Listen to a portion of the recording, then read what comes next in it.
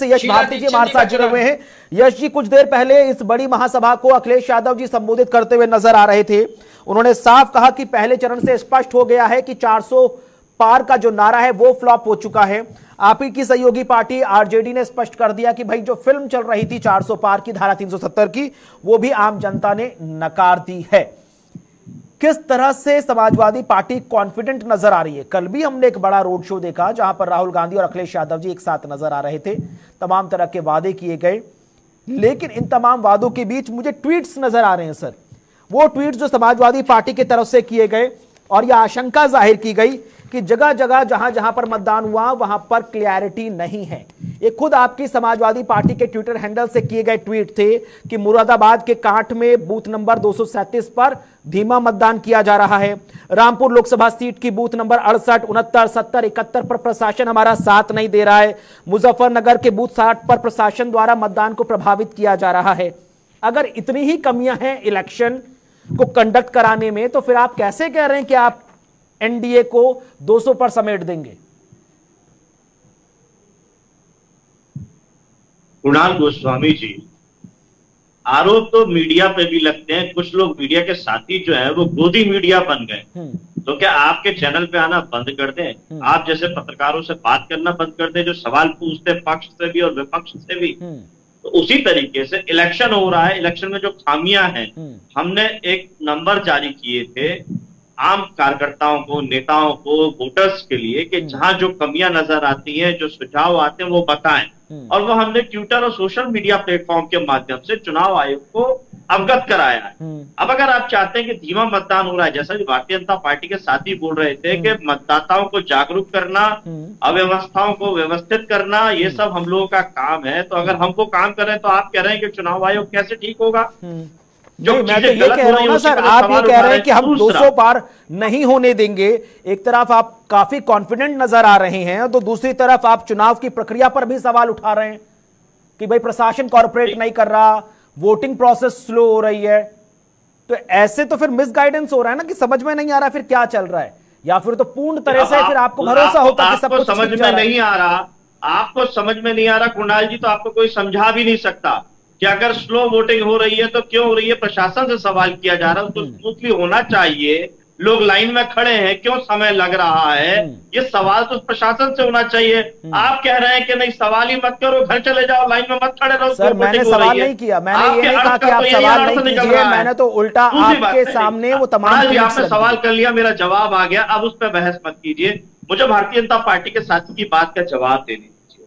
आपने उनसे सवाल किए विकास पे, हम डेवलपमेंट पे बात करते हैं। जहां हमारी सरकार रही, जब हमारी सरकार रही, जो हमने काम किया हम उस पर तुलनात्मक बात करते हैं। भारतीय जनता पार्टी को लगातार जहां 15 साल लगातार मौका मिला, जिस गुजरात मॉडल की बात भारतीय जनता पार्टी करती थी, 24 महीने के रिकॉर्ड समय में एक एक्सप्रेस वे बता दें जो इनकी राज्य सरकार ने बनाया हो, 5 करोड़ पौधे इनकी किसी राज्य सरकार ने लगाए हो तो बता दें, 25 लाख लैपटॉप किसी इनकी राज्य सरकार ने बनाए हो तो दिए हो बच्चों को, मेधावी छात्रों को तो बता दें, विद्या कन्या योजना जिस तरीके से हमने देने का काम किया वो बता दें, लोहिया आवास जिसमें हमने सोलर एनर्जी का इस्तेमाल किया, जिसमें लाइट का बिल नहीं आएगा, वो आवास देने का काम अगर भारतीय जनता पार्टी किसी सरकार ने दिया हो तो बता दें। इकाना स्टेडियम जो लखनऊ में 50,000 कैपेसिटी का है, उस जैसा स्टेडियम बनाने का काम किसी राज्य सरकार ने किया हो भारतीय जनता पार्टी के नेतृत्व में तो बता दें।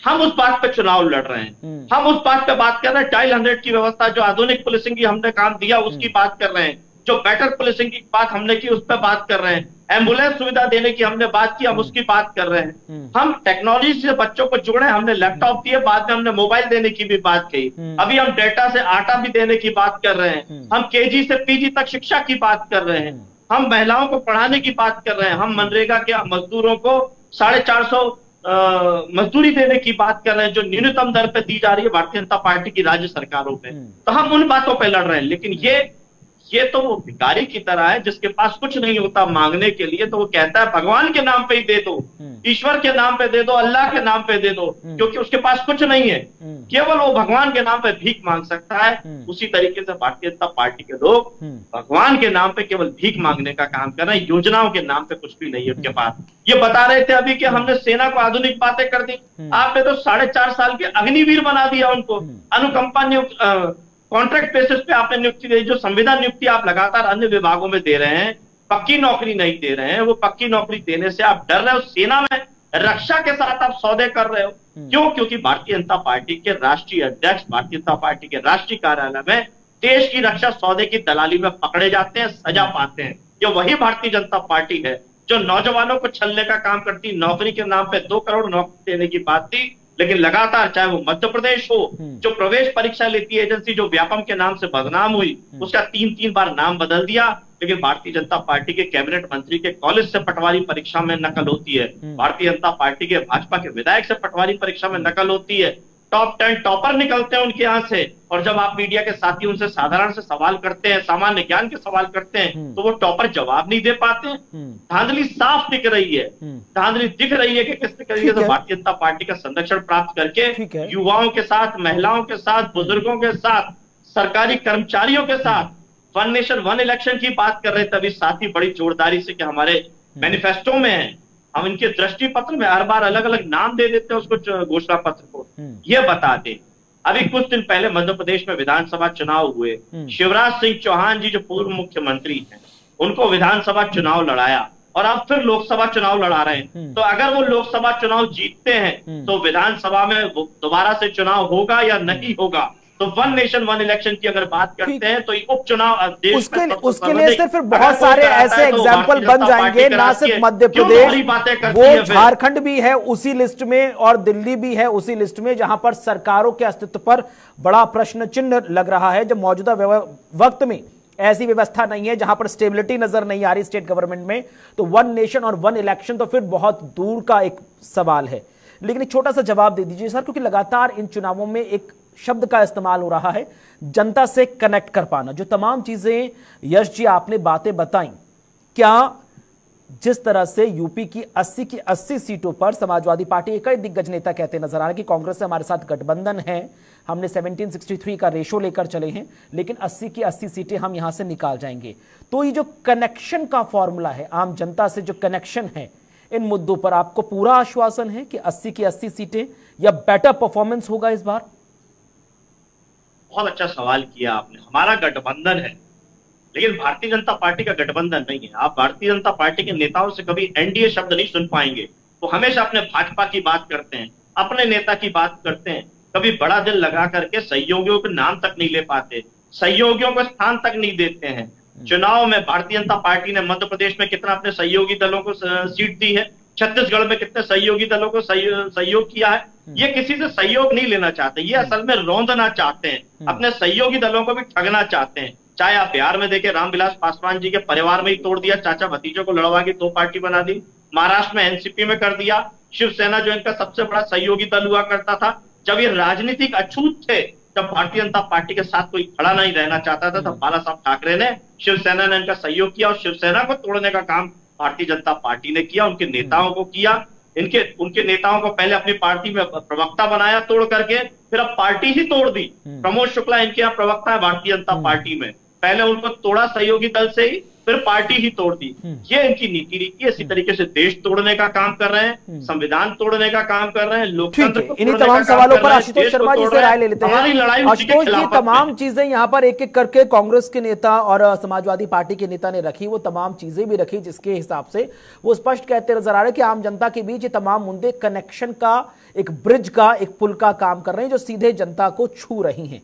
और इन तमाम चीजों के बीच भारतीय जनता पार्टी मोदी की गारंटी के साथ मैदान में उतर रही है। कोई कैंडिडेट नहीं है, सीधे प्रधानमंत्री ही उम्मीदवार हैं। हर जगह खुद बीजेपी के दिग्गज नेता कहते नजर आ रहे हैं कि मोदी जी के चेहरे को देखकर वोट दीजिए, मोदी की गारंटी को देकर वोट कीजिए। किसका पलड़ा भारी नजर आता है? बाकी जहां तक समाजवादी पार्टी और दूसरे दलों का प्रश्न है, जो संगठन बना के, इंडी संगठन बना करके चुनाव लड़ रहे हैं, पहले मैं इनसे पूछना चाहूंगा, आप अपने में इतना आत्मविश्वास क्यों नहीं है कि आप अकेले लड़ सकें? क्यों जनता ने आपको दो दफा हमने इंडिया गठबंधन किया है? एक शब्द कहां से आया? आप एक आप बोले, मैं सुन रहा था, आप चुपचाप सुनिए। नहीं, आप गलत बोलेंगे, थोड़ी सुन लेंगे। इंडी क्या होता है? आप किसी पार्टी को गठबंधन का नाम इंडिया है, भाजपा के गठबंधन का नाम इंडिया है। आप शांत रह के सुनिए। पहले आपको सुनना होगा पहले। मैं आपको सुनता रहा, आप इंडिया का आप जिनको सुनिए, इंडिया बोलने ठीक है, वाले यश जी सुन लीजिए उनको, जिनको यश जी इंडिया आप से सुनिए नफरत पहले, हो, ठीक है, आप जो इंडी करते मैं हो, आपको सुनता जो रहा, शब्दों को बिगाड़ते आप हो, तीनों बोले, उनकी मैंने बात को क्या आप सुनना, तीनों बोले, उनकी मैं बात को क्या आगे बढ़ने देना, पहले सुधार करें आप सुनिए अपनी बात पहले, पे। ठीक है, ठीक है, आप बोले तो सुना सब लोगों ने, ठीक है। किसी ने आशुतोष जी बात आप कंप्लीट सुनिए कीजिए पहले। Please sir, please sir. सुनने की मैंने हिम्मत कोई रखिए। गलत बात बोली होगी तो रोकते मुझे। आप क्या भारतीय जनता पार्टी के तीनों बोले राष्ट्रीय राष्ट्रीय कार्यालय में रक्षा सौदे में सजा नहीं हुई है? आप तीनों बोले, हमने ध्यान से सुना, किसी को डिस्टर्ब नहीं करा, तो आप सुनिए पहले। चरण बोलेंगे, मेरी ठीक है, आपत्ति रहेगी, आप इंडी आप गठबंधन सुनिए, बोलिए। आप मुझे रोक नहीं सकते, मैं अपने विचार प्रकट कर रहा मैं हूँ। बिल्कुल ठीक रोकूंगा है, चैनल ने सर चैनल ने मुझे आशुतोष जी प्लीज आगे बढ़िए सर, आप नहीं रोक सकते, बिल्कुल हाँ। चुप रहे, शांत होकर बिल्कुल सुनिए। ठीक रोकूंगा है मैं। यश जी प्लीज 2 मिनट दे दीजिए, सुनिए फिर बाद यश जी 2 मिनट दे दीजिए, फिर आप अपनी आपत्ति जाहिर कर दीजिएगा, कुणाल प्लीज जी, बात सुन लीजिए। कुणाल जी, ये अपनी बात बाद में कह सकते हैं, मैंने इनको बड़े ठीक ध्यान है से सर, सुना, कंप्लीट कीजिए, तीनों को प्लीज। सुना है, और मैं अपना ये कह रहा हूँ कि अगर इनको इतना आत्मविश्वास था तो क्यों ना ये अपने बदले चुनाव लड़ रहे। 80 सीटों की बात कर रहे हैं, बड़ी बड़ी ऊंची बातें करने में क्या जाता है। 80 की 80 सीटें ले लेंगे, कितनी सीटों पे एक पार्टी ने अपने कैंडिडेट खड़े करे। सर अब ये सवाल तो बीजेपी से भी उठ जाएगा ना आशुतोष जी, आप एक सेकंड आशुतोष जी, आप जो सवाल समाजवादी पार्टी से कर रहे हैं कि अगर इतना ही कॉन्फिडेंस है तो 80 के 80 सीटों पर जीत जाओ, तो बीजेपी से भी सवाल उठ जाएगा कि भाई उसने भी तो आरएलडी के साथ सीट शेयर की है, अपना दल के साथ सीट शेयर की है, भाजपा के साथ सीट शेयर की है, तो सवाल तो दोनों से उठ जाएगा फिर। कुणाल जी, मैं अपनी बात पर आ रहा हूं। देखिए, बात यह है कि 2 दफा सरकार जनता ने इनको नकारा, तीसरी दफा जगह जगह मीटिंग हो रही है, गठबंधन हो रहे हैं। गठबंधन में क्या इनका विजन है, अगर सरकार बनती है, अगर ये सत्ता में आते हैं, तो इनका देश के लिए क्या विजन है। ठीक है, अभी तक कोई विजन इन्होंने नहीं बताया। दूसरा, इनका नेता कौन होगा। 28 लोग थे एक साथ इकट्ठे हुए। देखिए कैसी मजाक वाली बात, आप कहेंगे मैं बोलूं नहीं, ठीक है, विजन सबने अपना अरे अपना दिया हुआ है। हम सब एक अब मैं यश जी एक सेकंड यश जी, मैं सवाल को थोड़ा सिंप्लीफाई कर दे रहा हूं। यश जी, मैं सवाल को थोड़ा सिंप्लीफाई कर दे रहा हूं। आशुतोष जी का स्पष्ट कहना यह है कि 2017 का चुनाव और 2019 के चुनाव में आपने बहन श्री मायावती जी के साथ भी गठबंधन किया, आपने कांग्रेस पार्टी के साथ भी गठबंधन किया। उसके बाद अब जब फिर गठबंधन किया है तो आप कैसे आश्वस्त हैं कि ज्यादा से ज्यादा आप सीटें बटोर लेंगे, जबकि ये एक्सपेरिमेंट आप 2017 में और 2019 में ऑलरेडी कर चुके हैं? उनका स्पष्ट ये कहना था। ठीक है, 80 सीटों का दावा कर रहे हैं। ठीक है आशुतोष, ये बात पूरी हो गई। यश जी बात कंप्लीट कीजिए। पंजाब में एनडीए फेल हुआ, मध्य प्रदेश में एनडीए फेल हुआ, महाराष्ट्र में जोड़ तोड़ के राजनीति बनाई उन्होंने, उस पर सवाल करें। फेलियर पे बात करेंगे। लगातार सीटें कम हो रही है एनडीए की। उत्तर प्रदेश में जिस मुद्दे की बात चल रही है उस पर बात कम हो रही है, बढ़ नहीं रही है। कुणाल जी, अभी ये फेलियर है, जिस मुद्दे की बात चल रही है उस पर बात उत्तर कीजिए। प्रदेश में समाजवादी पार्टी कर रही है। ठीक है, अगर हमारा परफॉर्मेंस देखना चाहते हैं तो सुन लीजिए, लेकिन अगर भाजपा के प्रवक्ता बन के काम करना चाहते हैं तो ना आप सुन पाएंगे ना बोल पाएंगे। मैं किसी पार्टी का प्रवक्ता नहीं हूँ। आपने शुरुआत में इंगित कर दिया, इंडिया को आपने इंगित कर दिया कि आप क्या है। ये आपकी समझ का फेर है। मैं राजनीतिक विश्लेषक के रूप में आया हूँ और आप इंडिया नहीं बोल पाते, किसी पार्टी से कोई लेना देना नहीं है। आपके विश्लेषण का फर्क है। ये आपकी सोच का फर्क है। भारतीय जनता पार्टी को इंडिया के सोच का फर्क है। परिवारवाद का विरोध करती है भारतीय जनता पार्टी। बिल्कुल नहीं, मैं किसी पार्टी, अनुप्रिया पटेल परिवारवाद की पार्टी, भाजपा के प्रवक्ता पार्टी, ये ठीक है संदीप, ठीक है सर। अब जो आपने आपस छोड़ के भारतीय जनता पार्टी में आते हैं, देखिए ये लोकतंत्र है, लोकतंत्र में आप किसी के विचारों को रोक नहीं सकते। ठीक है, यहाँ अगर आपको अपने विचार को आगे लेके जाना है, बीजेपी और समाजवादी पार्टी के नेता को स्क्रीन पर लाइए प्लीज। हाँ सर, बात कंप्लीट कीजिए अपनी।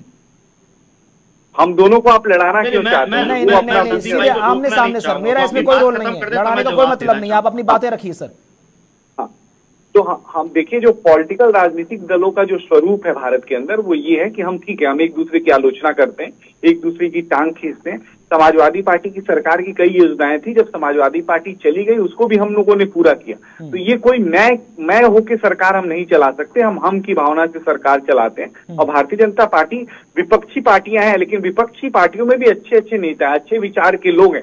आज देखिए जिस तरह से परिवारवाद हावी है, उत्तर प्रदेश चले जाइए, बिहार चले जाइए, झारखंड चले जाइए, परिवारों में दूसरे को जगह ही नहीं मिलती। तो ऐसे लोगों का जो दम घुटता, एक जो देश के लिए सोचने वाले लोग हैं, समाज के बदलाव में जो आगे आने वाले लोग हैं, वो लोग तो आएंगे ना साहब। तो उनके लिए तो भाजपा के दरवाजे सबके लिए खुले। मैं तो कल को यश भाई को बोलूंगा, भारतीय सामने लिखे हुए हैं, हो सकता है कि उनको भी लगे कि भारतीय जनता पार्टी अच्छा कुछ कर रही है, तो वो भी आ सकते हैं। सबका स्वागत है। विचारधारा अलग अलग हो सकती है, हम सबके अंदर देशी बसता है, मतलब भारतीय है, सेकेंड मैच लोकतंत्र के लिए जरूरी है। मैं सिर्फ इतना कहना चाहता हूँ कि भारतीय जनता पार्टी की सरकार देश में बन रही है, मोदी जी की गारंटी चल रही है, और हम लोग के पास अगर देश को आगे ले जाने का कोई स्वरूप है, कोई विजन है, जेल में उसको रखना चाहिए। तो जितनों को आपने काम जेल में डालेंगे सत्ता में आके, उनको आपने मंत्री बना दिया। अशोक चौहान को आपने राज्यसभा भेज दिया। भाई देखिए, जेल में डालने का काम सरकार नहीं करती। आपके पास अनुभव रहा है, आप लोगों ने तो उत्तर प्रदेश में सरकारें चलाई है, आपको पता है कि जेल जो डालने का काम है न्यायपालिका का काम है, किसी को सजा देने का काम न्यायपालिका का है। न्यायपालिका के आदेश से ही कोई जेल में रहता है, तो इसलिए जेल से आप क्यों डर रहे हैं? मुलायम सिंह जी, अखिलेश जी तो जेल से नहीं डरे। आप अरविंद केजरीवाल जी और जो भी सुरेन भाई हैं, अगर वो जेल चले गए तो आज उनके आप पैरोकार हो गए, वकालत कर रहे हैं। दिक्कत ये है, ठीक है, नहीं, हर राजनेता भविष्य की संभावनाओं को तलाशता है। यश भारती जी, आप लोग अपनी विषय को रख नहीं पा रहे हैं, इसलिए यश भारती जी आपके टाइटल को देखकर संदीप दुबे जी भी भविष्य की संभावनाओं को तलाश रहे हैं और कह रहे हैं कि यश भारतीय जी का टाइटल है भारतीय, तो हो सकता है भविष्य में यश भारतीय जी भारतीय जनता पार्टी के साथ नजर आए। क्या कहीं दूर दूर तक ऐसा? देखिए, अब आप सवाल कर रहे थे कि भाई तमाम विपक्षी नेताओं को तोड़ा जा रहा है, यहाँ तो आमने सामने की बात है। कुणाल भाई, ये तोड़ने की बात नहीं है। यश भाई अच्छा बोलते हैं, अपने पार्टी का अच्छा पक्ष रख रहे हैं, हो सकता है उनके पार्टी में उनका दम घुटने लगे, उनकी विचारधारा को महत्व नहीं दिया जाए। आज कांग्रेस के लोग जो भारतीय जनता पार्टी में आ रहे हैं, उनका दम घुटता है राहुल जी के नेतृत्व में। हर राजनीतिक पार्टियों में ऐसा है, और जो परिवारवादी पार्टियां हैं वो अपने बेटे को, अपने भाई को, अपने पटीदार को ये बढ़ाने का काम करते। तो ऐसे लोग जो ईमानदार लोग हैं, देश के लिए समर्पित लोग हैं, उनको भी तो इस देश में जगह चाहिए ना भाई। हाँ, लाख बुराई आप यश भाई मेरी बुराई कर लें, लेकिन भारतीय जनता पार्टी में ये तो मानेंगे ना कि देश की इकलौती पार्टी है जहाँ जातिगत आधार के अध्यक्ष नहीं। लेकिन संदीप जी, यश जी का सवाल यही था ना, संदीप जी, यश जी का सवाल यही था कि आप कह रहे कि लाख बुराइयां हो, लेकिन बड़ा सवाल यह है तो अब BJP difference, party with the difference का नारा आप दे रहे थे, लेकिन कैसे आप मान ले पार्टी विद द डिफरेंस हो गया? आधी से ज्यादा तो फिर विपक्ष के नेता इस वक्त आपके पार्टी में नजर आ रहे हैं। दो तीन जो नाम यहां पर यश भारती जी गिनाते हुए नजर आए, आप पीलीभीत से देख लीजिए, जितिन प्रसाद जी कांग्रेस की सरकार में केंद्रीय मंत्री हुआ करते थे।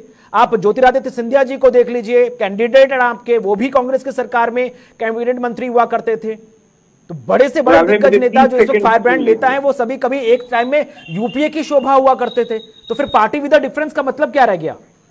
पार्टी विद डिफरेंट का मतलब ये होता है कि जो राष्ट्रवाद के मुद्दे पे हर जगह, हर राजनीतिक दल में अच्छे कार्यकर्ता, और मैं राजनीतिक दल के कार्यकर्ताओं को इसलिए अच्छा कहता हूं कि वही कार्यकर्ता इस समाज के लिए, देश के लिए, विचारधारा के लिए लड़ता है। वो चाहे छोटा उसका स्वरूप हो, बड़ा है, वो पारदर्शिता चाहता है, उसको स्थान चाहिए। अगर भारतीय जनता पार्टी आज देश की बड़ी पार्टी है और स्थान देने में सफल हो रही है, तो उसे देना चाहिए। कल कांग्रेस थी, कांग्रेस ने भी ऐसा बहुत लोगों को स्थान दिया, समाजवादी पार्टी देखी। और जो कार्यकर्ताओं से मुझे लगता है कि एलिगेशन नहीं लगाना चाहिए, उनको काम करने का अवसर देना चाहिए। मैं चाहूंगा कि समाजवादी पार्टी पूरे देश में लड़ती है और लोगों को अवसर देती है। भारतीय जनता पार्टी राष्ट्रवाद के मुद्दे पे देश में बड़ा साथ है, पंजाबी राष्ट्रवादियों का स्वागत है भारतीय जनता पार्टी में। यश भारतीय लिखा है और मैं कल को भारतीय जनता पार्टी में आ जाता हूं तो वो स्वागत करेंगे। लेकिन वो इस बात की गारंटी तो दे दें, जो भारतीय जनता पार्टी 3 बार खुद का नाम बदल चुकी है अपने पाप धोने के लिए, वो भारतीय जनता पार्टी बची रहेगी। जिस तरीके से अन्य दल के लोग आ रहे हैं, उसका नाम परिवर्तित नहीं होगा, उसके विचार परिवर्तित नहीं होंगे, उसके नेता परिवर्तित नहीं होंगे। जिस तरीके से एक दलों की बात हो रही है, उनका एक ही नेता है और यहाँ बैठ के राजनीतिक विश्लेषक वही बात कहते हैं, लोकतंत्र की हत्या करने की बात कहते हैं कि सांसद नहीं चुनेंगे नेता को। हमारा नेता तो पहले से ही चुना हुआ है, देश नहीं चुनेगा नेता को, हमारा नेता तो पहले से ही चुना हुआ है। चुनाव क्यों? चुनाव तो इसलिए ना कि नेता चुना जाएगा, सांसद चुना जाएगा, सांसद नेता चुनेगा। देश का, ये वो भारतीय देश मतदाता चलेगा। सबको लेकिन ये देखते हैं, व्यवस्था सबको को भंग परखते हैं। करना चाहते आपके हैं। झूठ को, लद्दाख आपके बंदर पड़ा भ्रष्टाचार रहा, का लद्दाख के लोग आप 12 लोगों ने दिन तक जुमला खुली हवा में देश भर में फैला खुले रखा, आसमान के नीचे भ्रष्टाचार करने हड़ताल वाले में लोगों के रहे, संरक्षक उनकी आप कोई बन बात गए। सुनने नहीं ये वाला। समाजवादी मणिपुर आंदोलन चल के लोगों रहा की है, ये लेकिन ये मणिपुर उम्मीद को कोई नहीं थी। देखने नहीं मुझे वाला। शर्म आती है। प्रधानमंत्री बात नहीं करना चाहते, कांग्रेस ये काम भारतीय जनता करती है पार्टी के कि नेता भ्रष्टाचार बात नहीं में करना खड़ी हो जाती चाहते। है। उत्तर इसका प्रदेश तो के मूल अंदर सिद्धांत ठीक है, के ये अंदर सारे भी मुद्दे सारा बीजेपी के मामला सामने रखे जा रहे हैं यश भारती जी। चलाया एक जा छोटे रहा से है, सवाल, उसके बाद चला चर्चा का रहे हैं। सवाल पर एक छोटा सा सवाल। वाचस्पति द्विवेदी जी आपसे भी, यश भारती